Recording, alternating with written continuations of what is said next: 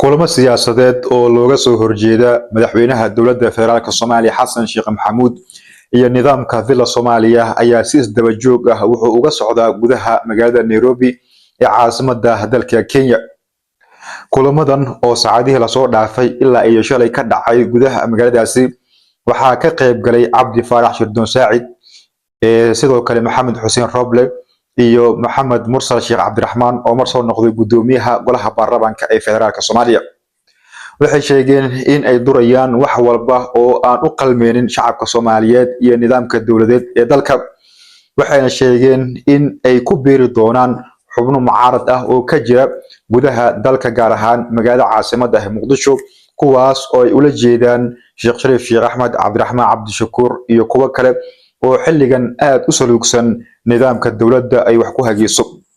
Waxaan helnay in qodobada ay ka wada hadleen qayb ay ka tahay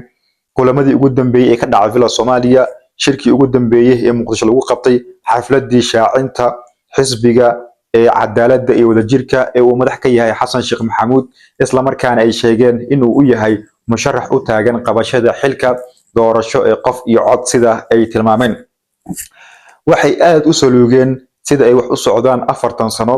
iyo qaabka dagaal ee dalka la geliyay, ciidamadii furmaha dagaalka la geeyay, arrimaha badda iyo kuwa kale ay sheegeen in dowladda federaalka Soomaaliya ay ku fashilantay.